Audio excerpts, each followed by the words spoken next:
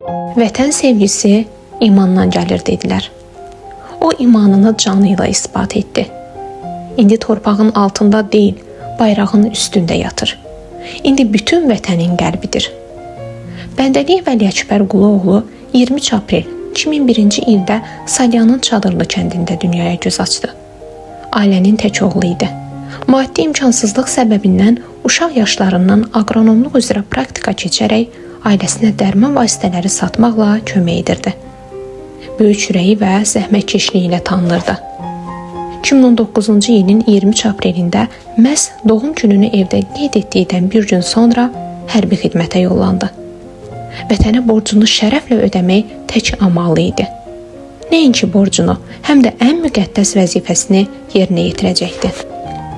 2020-ci ilin sentyabrında Vətən müharibəsi başlayan zaman hərbi xidmətin başa çatmasına cəmi bir neçə gün qalmışdı. Lakin o tərəddüd etmədi. Könüllü olaraq müharibəyə atıldı. Skovşan, Hadrut istiqamətində gedən ağır döyüşlərdə iştirak etdi.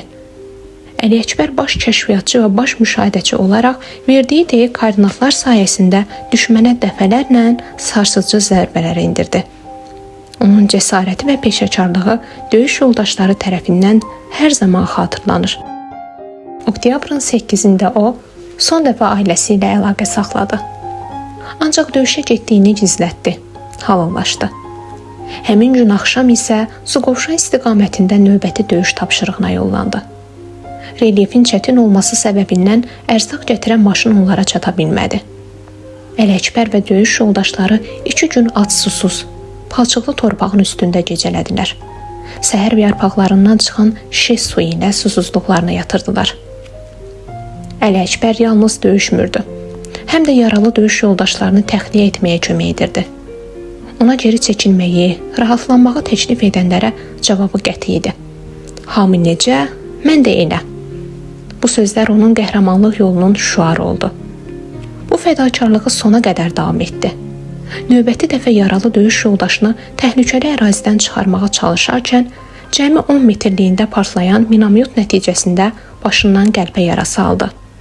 8 oktyabr 2020-ci il tarixində cəmi 19 yaşında şəhidlik zirvəsinə yüksəldi.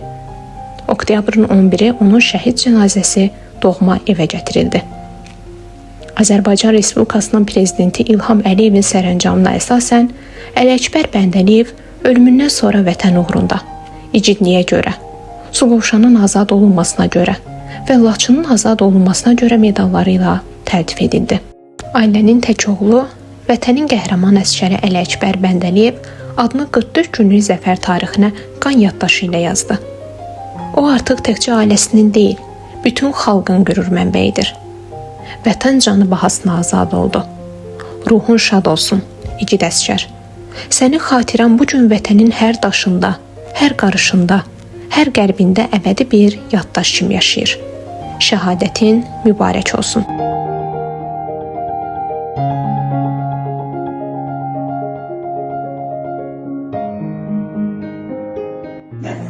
Ağlama sözcasın torpağa şür, qeyrətə namusa bayrağa şür, qəlbimi sinmən yanağa şür, basına qalanı əllər sanası, nə olar ağlama şey deməsi.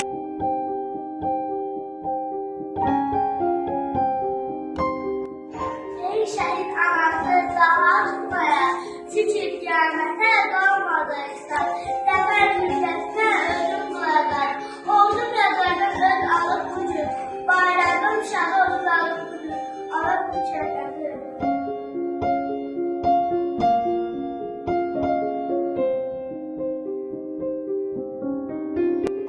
Ey ölümsün, sən mənimsən, yurdum yuva məskənimsən, anam doğma vətənimsən, ayrılar görürüm çölün candan, Azərbaycan, mən bir uşaq. Üç bacının tək qalası, az yaşda kişi ələkbər, halal zəhmət, alın təri, alardı beşi Əli Əkbər. Qurban sevdalı ürəyə, sevinirdin döyüş deyə. Vətənə dəyən gülləyə, sən verdin döşü Əli Əkbər.